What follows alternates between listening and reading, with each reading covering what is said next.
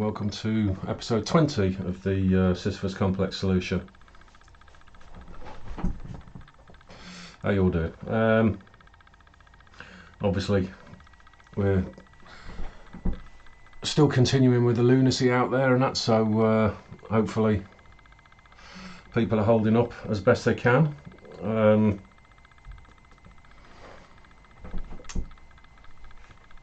signs are that, well, not the signs, I mean the simple fact of the matter is that all this lunacy is going to continue into next year as well, and grapevine suggests that a few other things are on the way as well, but never mind. We battle on regardless, and probably step up a few things. I will be doing another episode, all things being well. I might record it tonight and have it go out roughly at the same time as this episode 20, and that is going to be in relation to one of the freedom of information request scenarios that I've been involved with lately, because it is it does sort of illuminate certain areas of the policy making where, just as I'd imagine at least certain people with half a brain would expect, and that you do come to understand how these people seriously don't have a clue what they're doing, and how it is so plainly agenda based. But anyway, that'll be for another one, and that will be done under the title of a short commentary rather than an episode, and that will be called Burden of Proof, so look out for that one. Anyway, so in terms of this week's episode, it's called A Bath's Tale. You either get the premise of that one or you don't, and it only has relevance to a certain part of that, and I'm going to go straight into where it is particularly relevant immediately as we go into the Sisyphus complex solution. So I'm going to be doing 3 departments this week. This first one, the Committee on Fuel Poverty, is the one that I'm going to really concentrate on, because the other ones are quite frankly farcical. There's a few things around this particular department which really do grate my balls, to say the least, because I mean this is in all sense and purposes, and that this is putting money in to solve a problem that you created in the first place. So I mean, it's idiotic, doesn't even come close. And this is not a UK problem either, and that I'm just concentrating on the UK for the time being. Anybody that's ever seen some of the stuff that I used to put up on LinkedIn way back when, you might remember that I do have a lot of the data on the European figures, but I'll leave that for another time. So the first thing to get out of the way here, and that is the fact that when it comes down to reporting actual numbers, they're again not exactly what I would call transparent, honest, or any of the things that all of these departments claim that they're supposed to be concentrated on. So, for example, within the report, and once again I'll make it clear, and that everything that I talk about, the links are in the descriptions. So, from the report that they have provided, and that it does turn around and state that there is an amount of money equating to this 2.5 billion.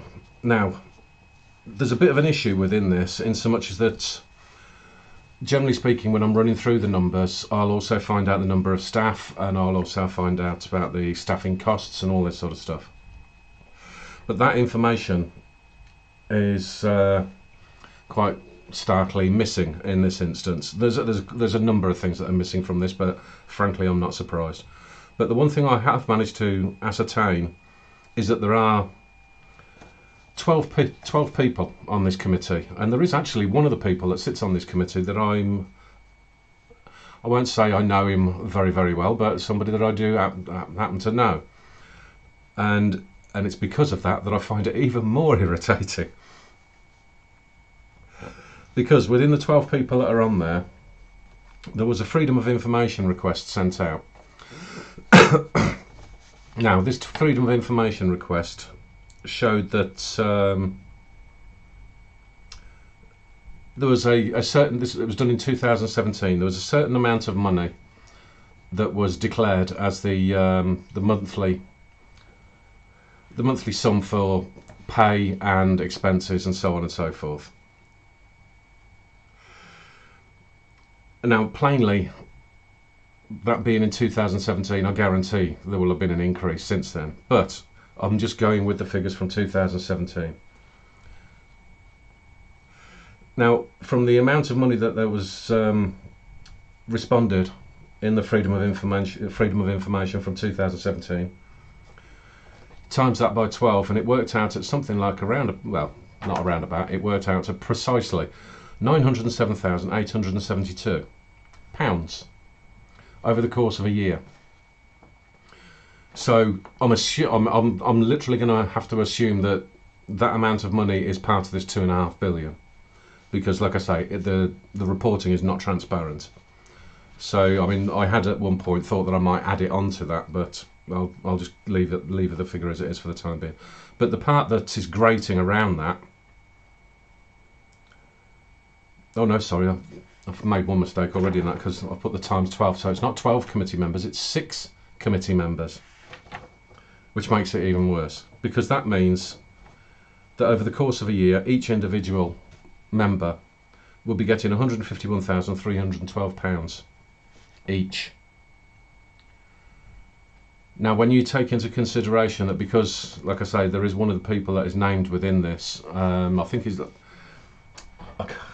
his position, I believe, is within the head of like UK Energy or something like that. So you have like the all of the energy companies, and they all have like their lobby central organisation, and he's the head of that, guy by the name of Lawrence Slade.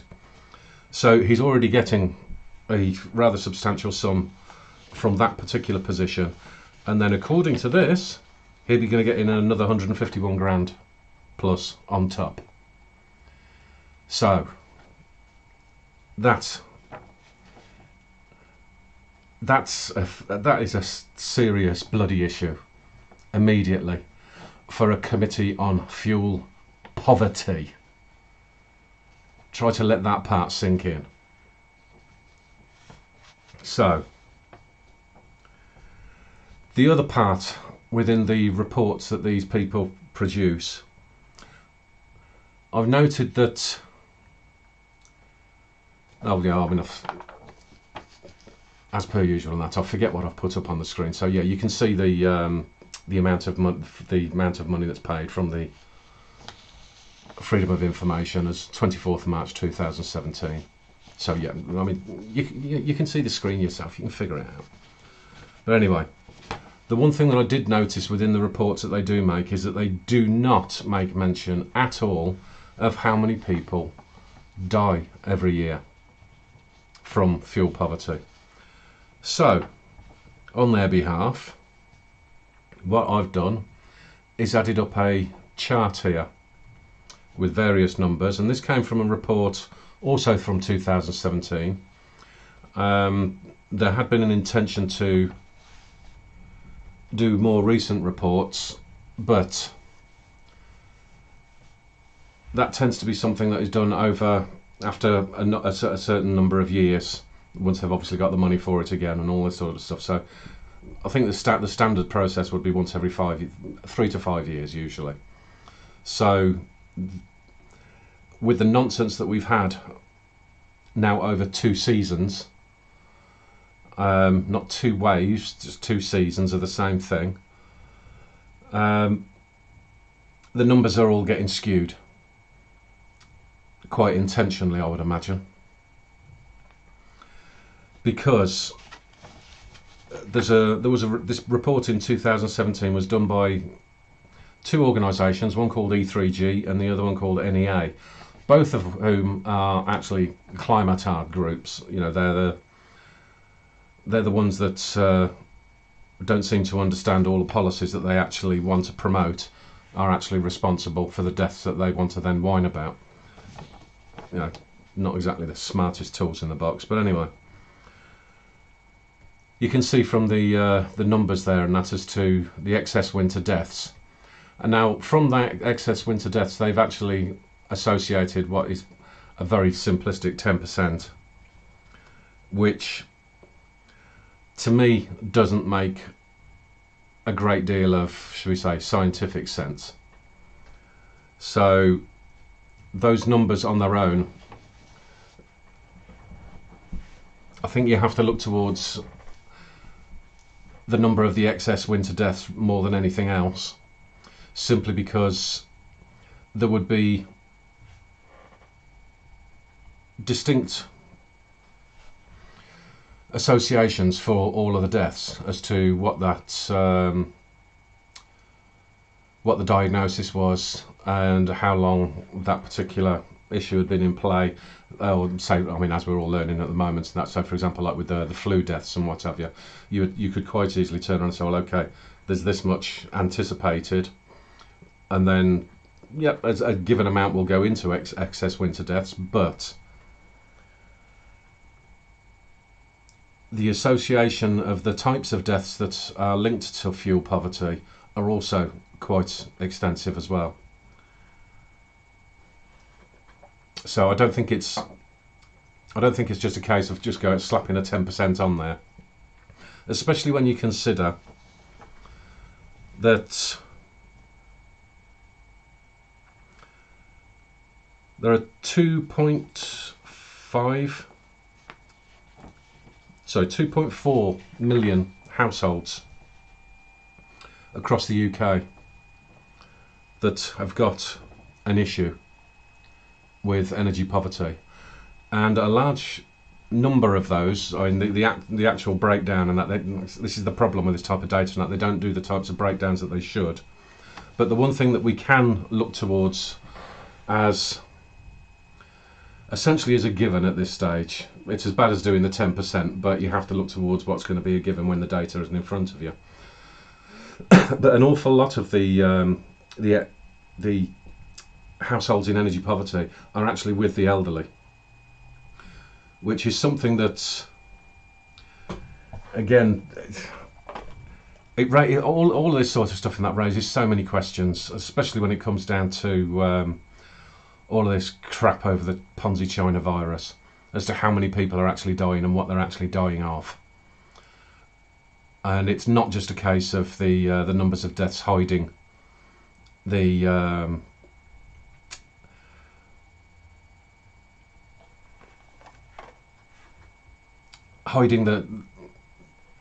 different causes of death, essentially.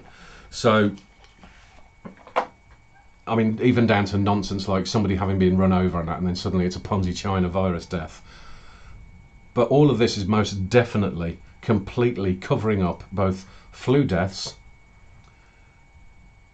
most of the pneumonia cases, and it is absolutely swamped out. No mention at all of energy poverty deaths. So this really is a problem, and that they're literally going to be hiding for the next, well, certainly from last year, most definitely they're going to do it again this year. So it's this massive problem that they have created, that they're just going to turn around and wipe out and say, oh no, well, it was actually down to this Ponzi China virus, of which there is news today where, I mean, the lies are just going to keep on coming, and where they're trying their damnedest to come up with some sort of an excuse as to A, why it's not China, and B, why this is going to continue happening on a continual basis forever and ever, amen. Because apparently you've got a couple of silly little bints that have now come out and said that wildfires send microbes all around the world that create new diseases. I mean, retard. The level of retardation is just absolutely phenomenal, and these people just will not stop coming out with total bollocks. And it, like I say, I mean, when you've got all that sort of bullshit that's coming through, it's just going to cover up what is a very distinct and very real problem. So just to cover up this microbe crap. First and foremost, anybody have a look at the data. I haven't got the links for this one because I wasn't expecting to say this, but have a look at the data around wildfires around the world. It's not increased in the slightest. It has not increased in the slightest. That's part one. Part two. Wildfires are not started by fucking climate change. If you haven't even proven climate change, which is what I'll go into when I do my other video about the burden of proof, if you haven't proven something actually exists in the first bloody place, it can't be the causation for something. What has been more the case of causation over the last couple of years in particular is retards going around setting fire to things. So that's the first part of that problem. The second part of the problem is a dumbass that suddenly thinks that microbes go up in the smoke and spread around the world. So just for the perennially stupid, microbes don't wear fire protection clothing. Microbes do die in fires. The microbes that tend to survive in fires are the ones that are deepest in the ground. Then those that, I mean, anything in any fire, and that you can get the occasional thing that will come across as being a bit of a survivor. Most of the time, those surviving microbes, they don't go flying off on a world trip. They stay in the spot and they become fungus. That is the type of microbe that is more likely to become fungus. Not going around creating a new fucking Chinese bat disease. On top of that, it also then assumes that whenever you've got a fire, the smoke goes up in the air and, yep, there's this blazing wind that takes every piece of smoke across the entirety of the world. Retard. Microbes will last 12 hours. At best. At best. So the two bints that have written this latest load of guff need to be taken outside and given a fucking good slap.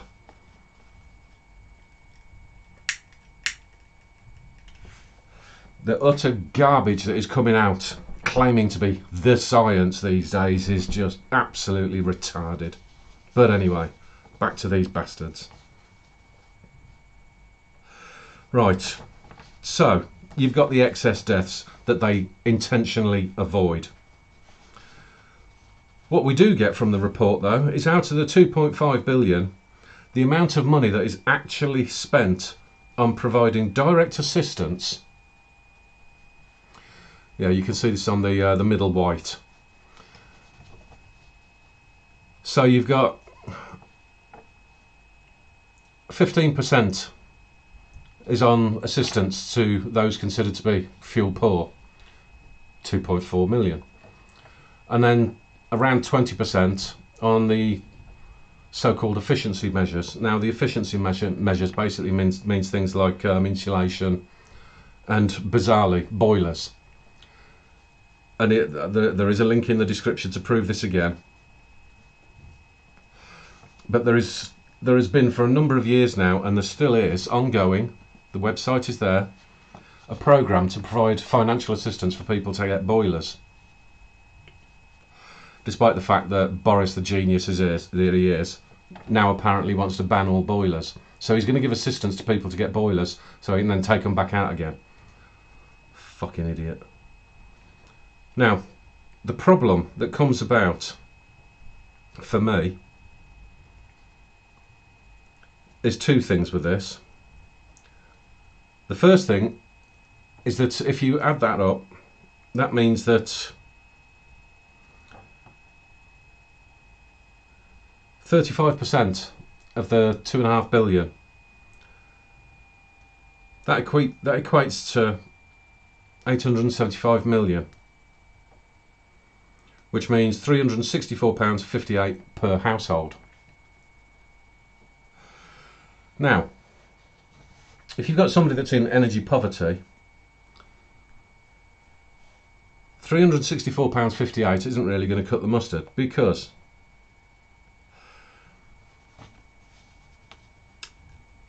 if you had a look at that website about the boiler assistance that's provided, the cheapest boiler you can get is 1,695, because you have to remember again that it's based on these being, they're never free. These things are not free. They turn around and say, oh, it's assistance for this, that and the other. It never is, really. It's a finance program. So 1,695. The average energy bill, 1,254. So your 364.58 per household isn't really going to fucking cut the mustard, is it? And that's why you end up with this scenario of 2.4 million people in energy poverty. And guess what? Even when they've been running this program for God knows how long now, they're still in energy poverty, and energy poverty is rising. So it's not really working then, is it?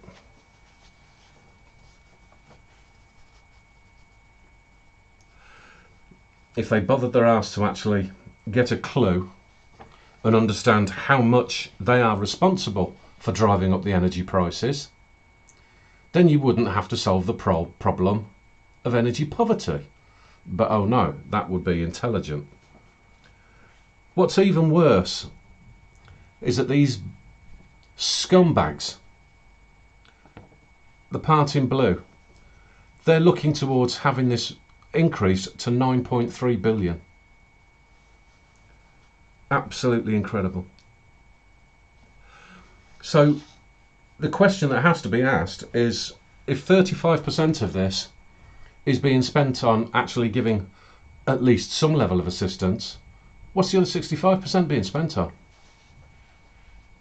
Well, I can give you a couple of little hints on that.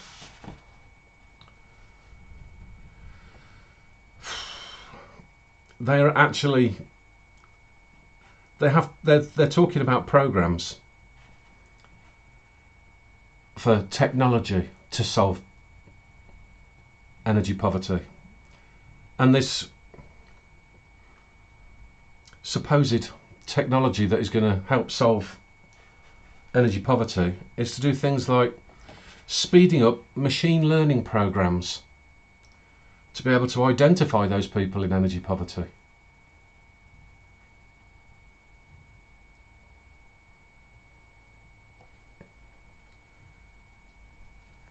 I mean, Jesus Christ. Seriously. Does anybody out there know what machine learning is? I wonder. I've seen machine learning in a few instances in factory settings, and it basically is a few different sensors inside a machine that will test things like the temperature inside and any sort of unusual noises, things of that nature. It doesn't actually learn a bloody thing. What it does then is feed that data into a back-end solution that a person will sit and look and translate as to what that actually means, so that after a given period of time it'll essentially end up being what we used to have in the old, back in the old days when I were a lad. What used to be a case of, it was called a competent individual. Somebody that had worked in the plant for a number of years and knew all of the sights and sounds and could literally just walk along and go, I can hear something wrong, and I think I know where it's coming from, and I think I know what the problem is. It was called experience, it was called knowledge, it was called know-how. Now it all has to be having some dipshit that's just come out of university that thinks everything gets done on a computer and still can't do it anywhere near as good as the old boy that used to walk around the factory floor, because they haven't done anything around this. But the reason why that it's important to understand as to what machine learning actually is in reality is precisely how in the hell is that going to be identifying anybody in fuel poverty? Bit bloody stupid, isn't it? If you've got somebody inside an energy company that says, well, we've got a problem with a particular bunch of individuals that seem to be struggling to pay the bills, wouldn't that be quicker? Kind of gives you a bit of a hint that way, doesn't it? I don't think you need to stick a sensor anywhere for that. Maybe if we get a really big sensor with really jagged edges and shove it straight up the backside of one of these little bloody PhDs and go sense that. So you've got 65% of the 2.5 billion associated with this being wasted on nothing to do with the actual problem.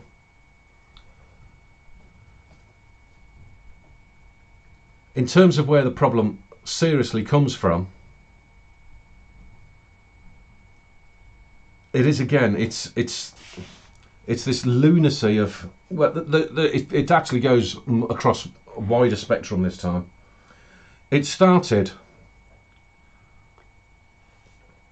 with the idiocy of this climate crap, and so everybody's got to now rely on fairy farts and the sunbeams out of Greta's arse scenario again.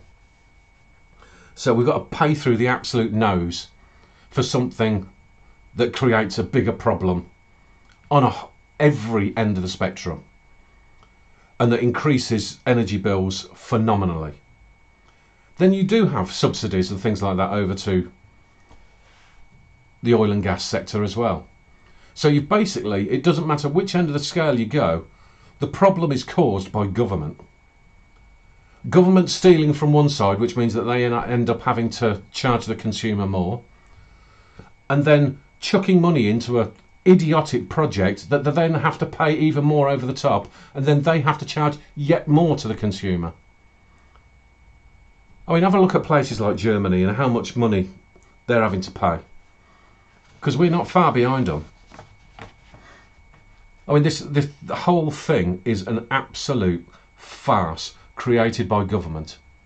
And once again, please, somebody come and tell me about this capitalist system that gets put into this kind of situation where the government's stealing money from one end, chucking money at another. How's that capitalist?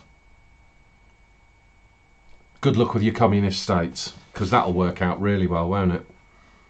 I mean, when you've got a committee on fuel poverty being set up to then chuck yet more of, I mean, because you're putting more and more and more people into more and more and more poverty, which means you're going to be trying to steal even more and more from the people that actually do have a half decent paying job, which is then putting them further and further into poverty.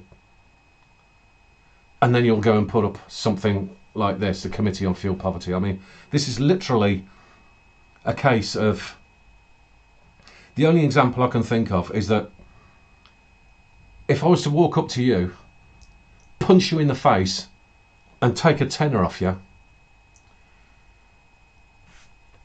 but then I pop down the shop, change it to 2 fivers, I'd come back and I'll give you £5 and demand that you thank me for it.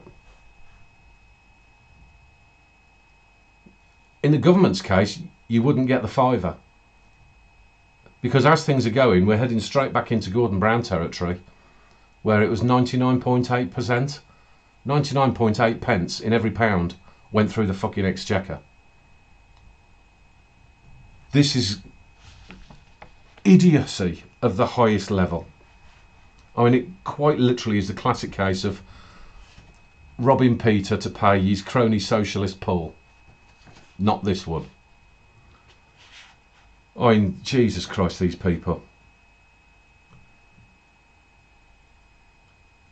But the money that has been taken away from all sides, whether it be the businesses that haven't completely lost the plot, So I mean, like your Shells and your BPs and whatever. I mean, they've gone completely off the bloody rails.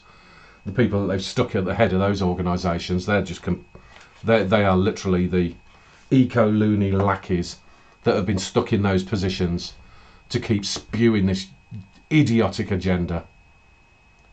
But when you do have proper energy companies that are not run by morons and that are not trying to produce fairy farts, those people are being ripped off. Your average taxpayer is being ripped off.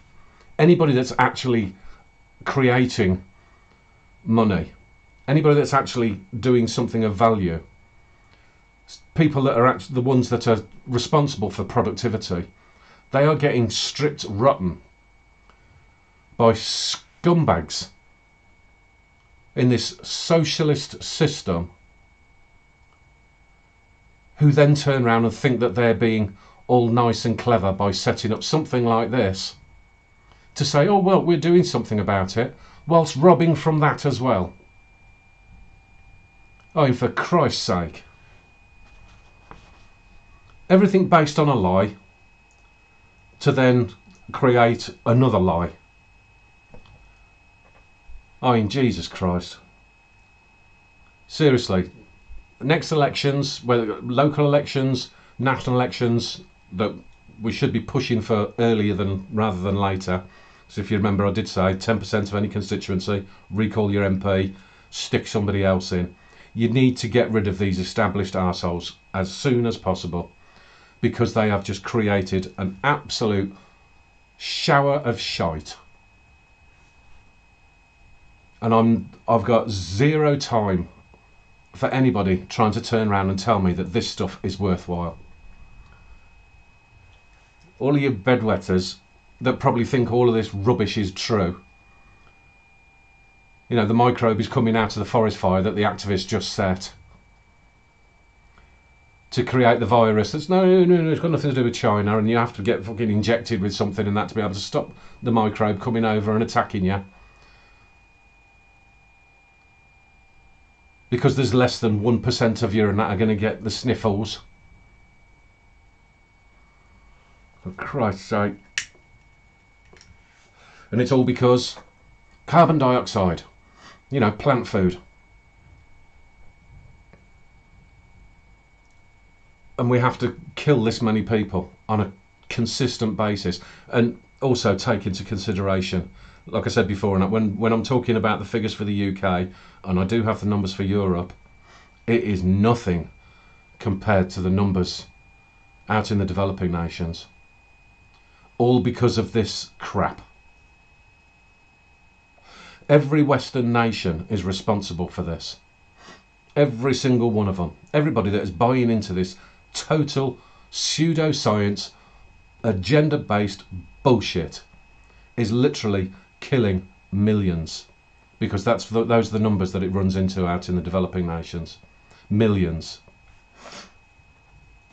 And you get these twats that are walking around with their masks on and that and talking about the climate, and they actually think that they're the virtuous ones.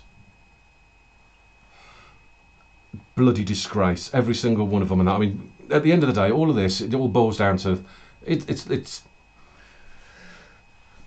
at best it's eugenics.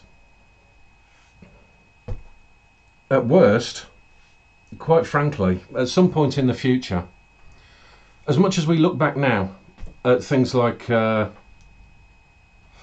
yeah, why not just compare it. You look at how many people, you look at the 6 million Jews that the Nazis killed, the attempted genocide from the Nazis. But basically, that you can compare it to anything that's got to do with socialists and communists. The millions that were killed by Mao. In years to come, we're going to be looking back at this, or obviously I won't be around at the time, but somebody will look back at this and go, look at this intentional mass killing. And people were actually walking around thinking that we're being virtuous in support of it. The useful idiots that said, oh, isn't this wonderful? Let's stick another windmill on somebody else's yard.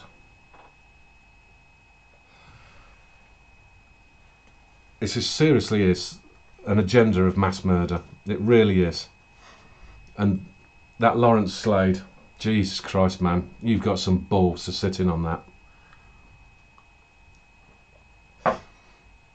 Anyway, quite plainly, in terms of the policies moving forward in the process, this would be gone. And every single penny from every single year that has been used and handed over to some moron saying, oh, I'm going to do some machine learning to identify those in energy, every penny paid back. Every single penny. And I don't care if it's, oh, it's to do with the company and that. Now, if your company runs out of money, I'll take it out of your personal assets. You absolute bastards. Next one. And relax. Only to a point. The Committee on Radioactive Waste Management. 390 grand. Now, there's really not a great deal I can say about this. Apart from the fact that, yes, it would be gone.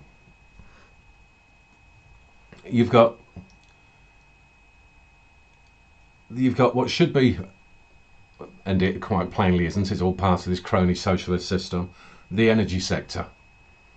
Then you've got all the authorities around the energy sector.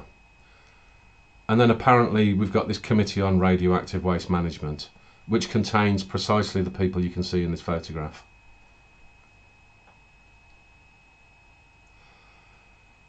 I mean, really? I'll kind of put this one together with another one, because I mean this.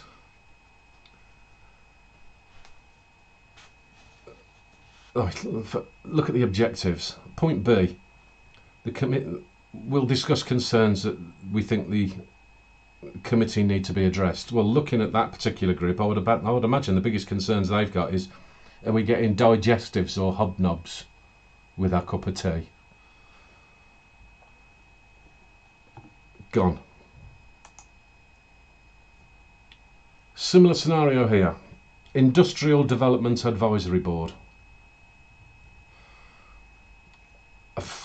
Again, I mean, these people at least have the decency that they don't get paid.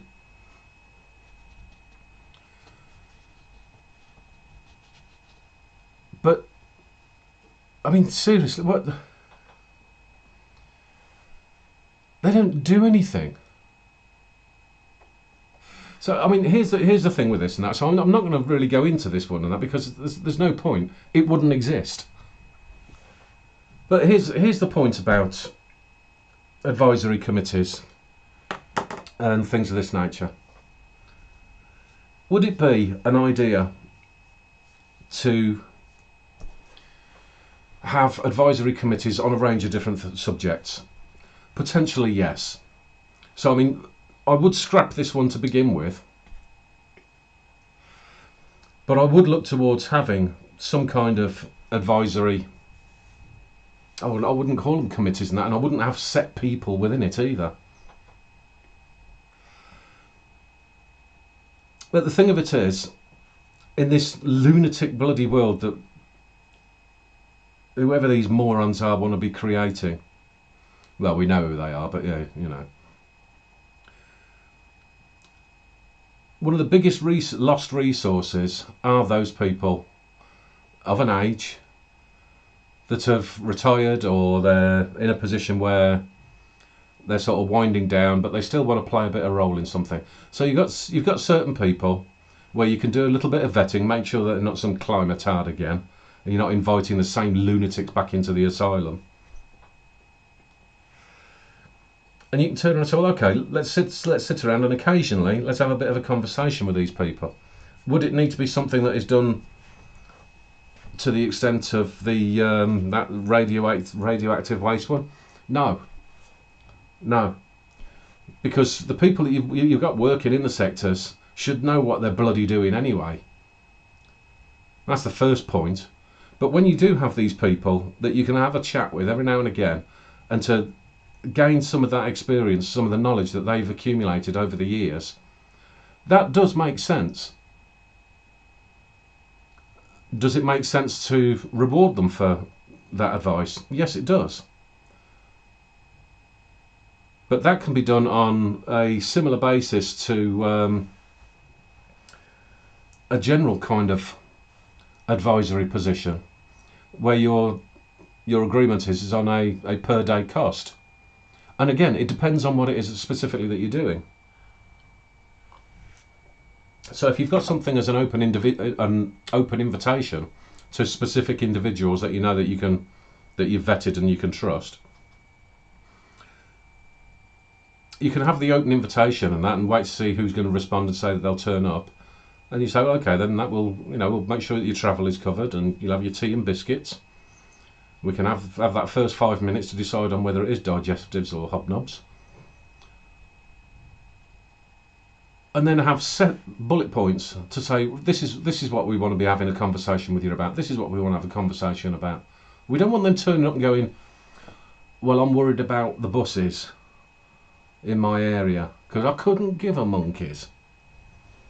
Because that's the sort of thing that you get when you've got a panel that's just open to say whatever the hell they want. You have to have a specific agenda for this stuff. And it can be done on more of a local level that then feeds into the national. So they don't have to be travelling far and wide. There's all manner of things that you can do, but what you don't need to do is have a specific department set up inside BEIS to create BS. So all three of these departments would be gone. The proviso is, with the Committee on Fuel Poverty, that first and foremost it is the deep investigation to find out who's been abusing the money. But then you're looking towards dissolving that one over a period of time while you're sorting out the energy sector at the same simultaneously. Get the people out of energy bloody poverty. Not to the point where you're paying their bills for them regardless, because people have responsibility themselves. But remove the problem that government has created. And until you've removed the problem that they have been responsible for, you can't then drop everybody in the shit while you're solving that problem. So the two things would happen side by side. But yeah, so essentially that is pretty much going to be it for the Sisyphus complex solution side of things. I've also tried to bring things down a little bit this week. There's several meanings around that, obviously. So in terms of the progress, obviously, and that things are getting really quite condensed now and that, but I want to make sure that you can see that every single item is on the spreadsheet. And so we're looking towards the department so far, and that's equating to the nearly 18 billion. So somewhat over budget. And what I can say now as well is that in terms of the budget, and this is all irrespective of all of the bullshit about borrowing more money for bloody the virus and all this sort of stuff. So far, between this now getting close to 3 departments, we're looking at close to 75% of the entire budget. So the budget itself is just an absolute farce, which once again just shows this supposed transparency of how the government uses money and things of this nature. It's lunatic. It's so irresponsible. So with the over a period of time, and that's with the removal of the 2.5 billion, the cumulative taxpayer saving now is getting up close to 14 billion. So we're certainly getting up there to be able to solve the issues. So yes, you can see where it's got the abolish, CFP, CORWM and IDAB. All would be gone. The time frame for it would be what it would be, but I think we're starting to look towards now, like I say, I mean, even over just these three departments and that, I mean, it seems incredibly apparent already that we're looking towards a proper austerity package that is based on targeting government and not individuals, and removing an awful lot of this socialist crap and the government thinking that they are the rulers of the land. This type of program would actually be taking government back to what government is supposed to be. So how all of it, as it moves later on into the process and that, and how you actually start to credibly put these processes in place and being able to teach individuals responsibility again, so that we don't have everybody sitting behind their sofa and wetting their beds and every other wuss activity that they can possibly think of, and that because they seem to think the government needs to tell them everything that they're supposed to do.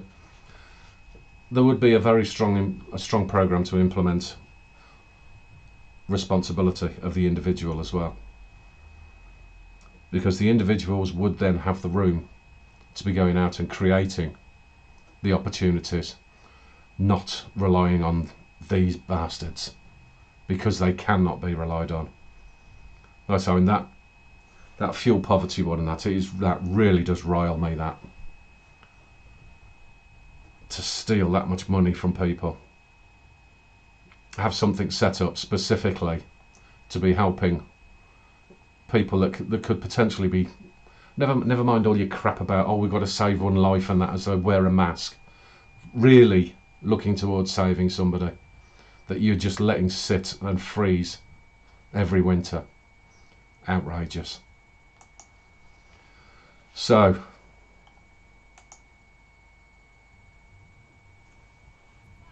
fuck off! Who you think you are, you cheeky fucking twat!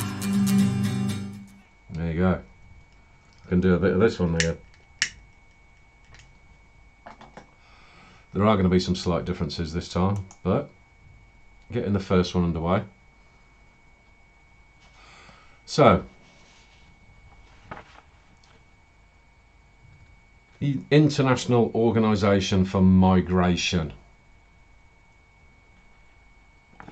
That one alone, just the name alone, is enough of a problem for me. The fact that it exists in the first place is a problem. So, as this particular part of the process is just identifying the people that run these organisations, here we get António Vitorino. Not only does he sound like something out of the mafia, actually I won't say that he is like something out of the mafia, because I don't think the mafia would be quite as scummy as this individual. So, this fella, let's get first things first. Unsurprisingly, another socialist. And this particular socialist is a bum chum to António Guterres, the head of the United Nations. They both were in government together in Portugal. So if you remember what I had to say about that particular point in time. But I'm going to go from least to worst here. So obviously in that I've got the sign up there, and that's about how the UN picked this socialist over Trump's advised individual, the person that he put forward. I mean, the fact that they've got evangelical Samaritan, I mean, a slight overplay of words, but never mind. So they put this fella in charge. As you can see from the 21st of January of this year, or almost year finished. So once again, he's already in trouble. So, according to a Spanish newspaper, El Mundo, Corruption investigators allege that a consultancy firm owned by him and his wife was involved in handling some of the 35 million euros diverted from the Venezuelan state oil and gas company PDVSA about 10 years ago. The former head of PDVSA, Juan Carlos Marquez, was found hanged in Madrid last July, shortly after arriving in Spain to give evidence to investigators. That's this fella.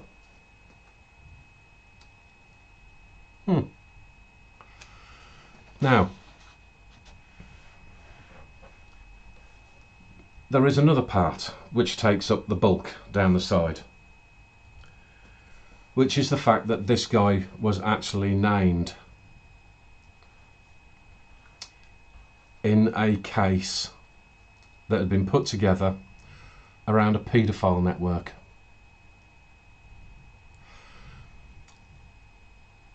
And it's around these children's homes called the Casa Pia, where I can say they have 4,500 children in care. And a lot of this stuff was happening during the 80s, 70s, 80s. And during the 80s, a lot of this stuff got covered up and documents destroyed, all this sort of stuff. But witness statements and letters actually named this guy as being involved in this paedophile ring.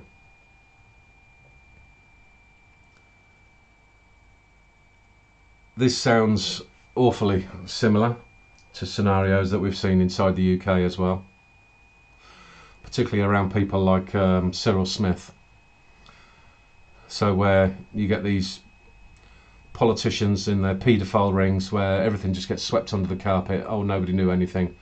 I mean, after they're dead, then somebody will come out and say, oh, well, I knew about it, I heard rumours, but I didn't quite want to say anything, and blah, blah. And remember, this is a fella that is mates with Gutierrez, who's not named specifically in this, not Gutierrez, he is, this prick.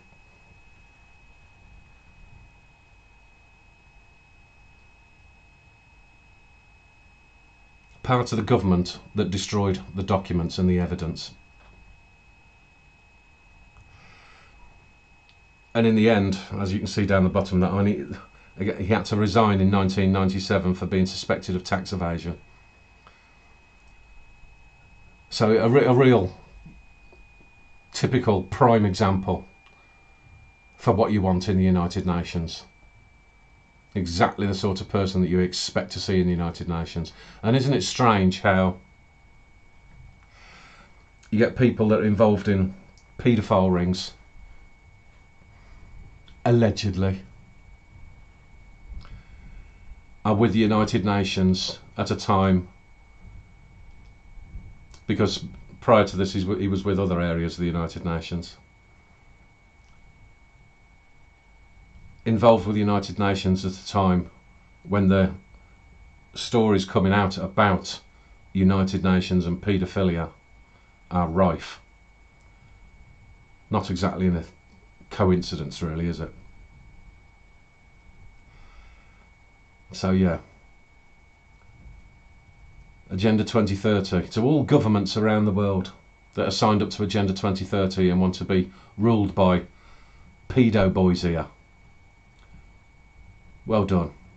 Really clever of you.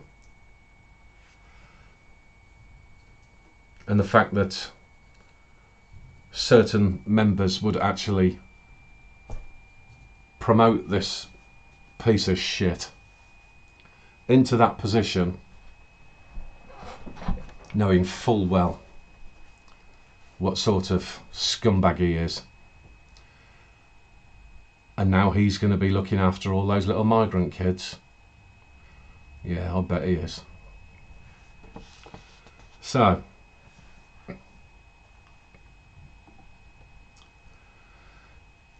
defies belief. It really does. That there's something seriously wrong with politicians around the world. That if they're not involved in this crap, and if they don't know about this, and how in the hell they're taking all their instructions from scumbags like this, it just, oh God.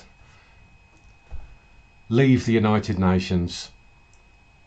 Every nation in the world, leave the United Nations. Stop giving them your money. Leave the United Nations. Set up a proper investigation. Put these bastards away.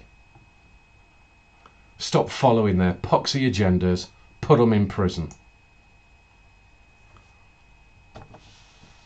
Right, slight difference with the World Economic Forum this week. Because if you remember when I had done it, I think the last one I did was in episode 18, maybe 17, I can't remember. Normally I do one member organisation, and I had been doing some of the Chinese members, but I thought this was an important piece of information here, that Trump has banned Americans from investing in 31 companies with links to the Chinese military. Well, it's actually come out that that's been done in two separate instructions. And the thing about this is that 3 of the named companies that are on this list are members of the World Economic Forum.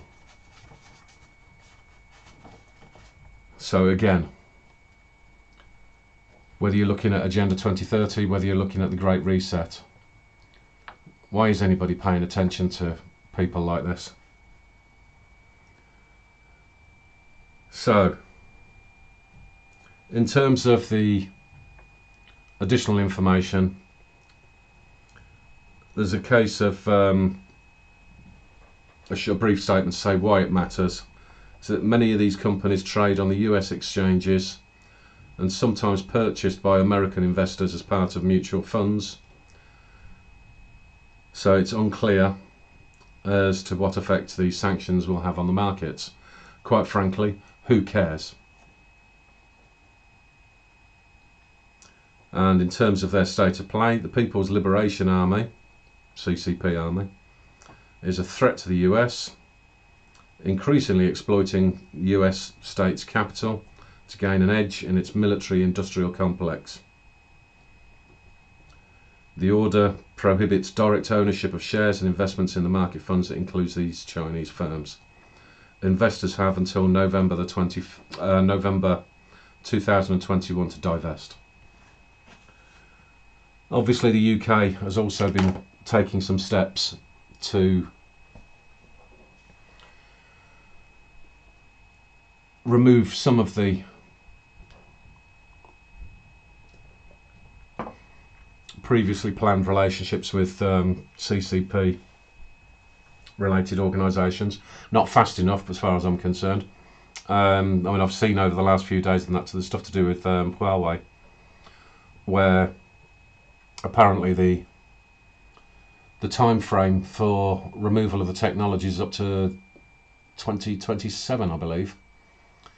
And that's, so I mean, as much as there's been a number of people that have sort of applauded the government for doing, or for having made the announcement to say that they're going to end this relationship with Huawei, well, by 2027, I mean, Jesus Christ, it should be immediate. It should be with immediate effect. I mean, all this crap about we have to use them for the 5G network. Well, you haven't even tested the 5G network properly anyway. In terms of all of the warnings that have been given about what 5G technology could potentially result in. Because along with everything else that is actual science, all the government can do in that is go along with whatever bottom dribble has been fed to him by the agenda mongers, who their entire ideology is based on pseudoscience.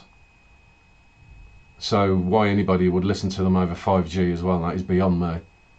if there are legitimate concerns, and which there are legitimate concerns, because the number of people that have, and the types of individuals that have raised concerns around that, these are not just regular tinfoil hat Joe Bloggses that do what I'm doing, sitting down here and that's having a rant on the internet. It's not people like me. I mean, it is proper people that study this type of thing, that have got and are raising serious issues. They have raised those issues at the United Nations. They have raised those issues in the US Senate. There's been very little consideration inside the UK at all. So all of that should be put on halt until those investigations have taken place. And that gives you plenty of time to be able to remove any of their crap. But there are going to be other Chinese firms, because like I said, I mean, this was an announcement of somebody actually doing something in the US. In terms of the UK, I'm going to have to look deeper to see how many of these firms are involved in this, because there is something that I will delve into a little bit more later on. There's something called the 48 group inside the UK,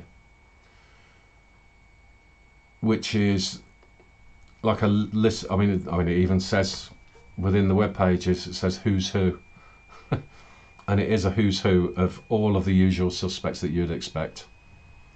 Your Tony Blairs, Michael Heseltine, a man who has never had Britain's best interest at the front of his head, not once throughout his entire political career.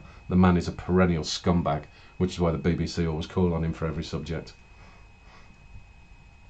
It is an extensive list of the worst individuals in the UK that are acting. I mean, it even includes people like Angela Rippon, for crying out loud. But it's people that just have got, they either understand and don't care, or they're just morons, where they're working towards levels of relationship between the UK and China that are frankly dangerous.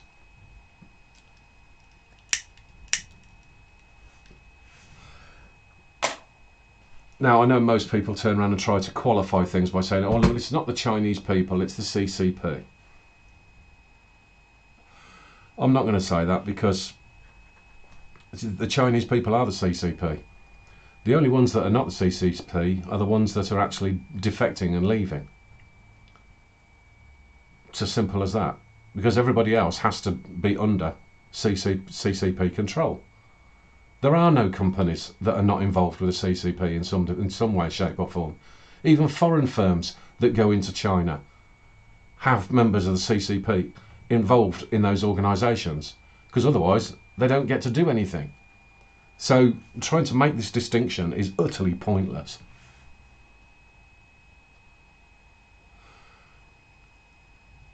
So the main point here is that there's 3 of them that are members of the World Economic Forum, which then makes the World Economic Forum a threat to national security. Again, I mean, they are anyway, but if they're having organisations like this involved, then they are a threat. It's as simple as that. So, nice pleasant episode again.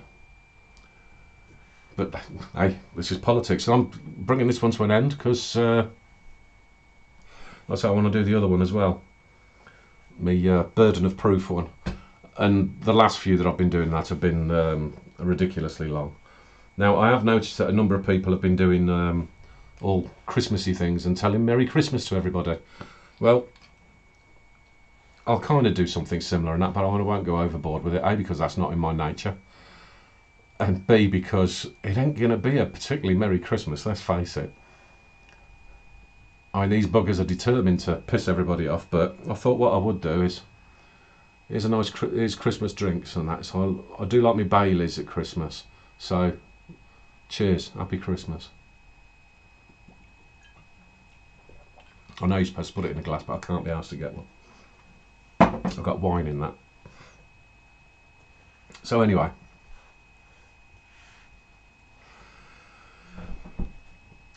that'll do for this episode. Like I say, not a particularly happy one, but I mean, Jesus Christ, it's politics.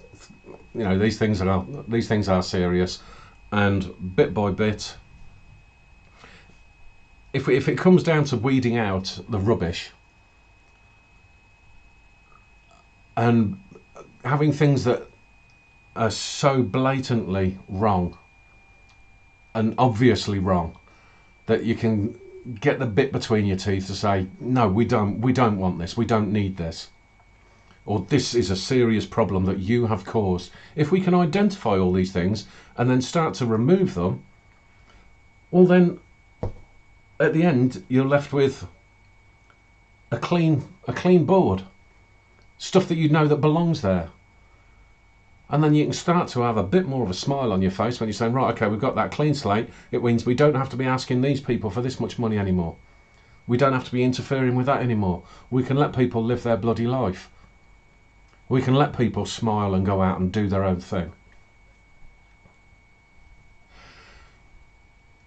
Because that is the real world. It's as much as you have these arseholes that will put out the rhetoric to say that everything is all sunbeams, sunflowers, rainbows, and generally speaking stuff that sounds a bit gay, if I'm quite honest, but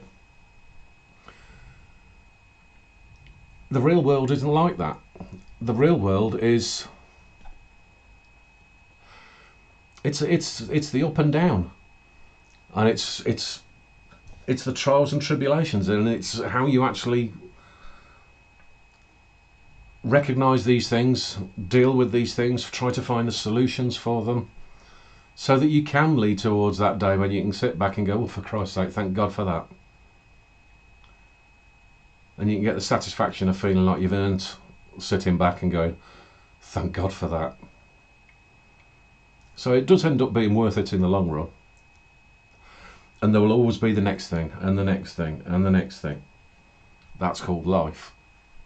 That's what means the moments that you enjoy become that much more fulfilling, because you deserve them. You deserve those moments. So maybe put yourselves, I mean, I'll probably do another episode next week on that, because I'm not overly fussed about Christmas, if I'm honest.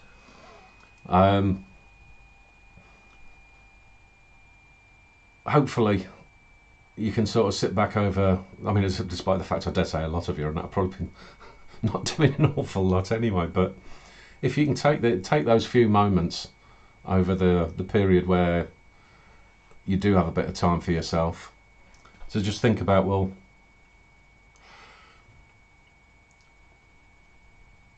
sit back, enjoy yourself over your Christmas period, however you possibly can, and then start to think, right, well, for the forthcoming year, how are we going to make things better over the forthcoming year? How are we going to actually start to make an impact where we don't have to be subject to all of this nonsense anymore?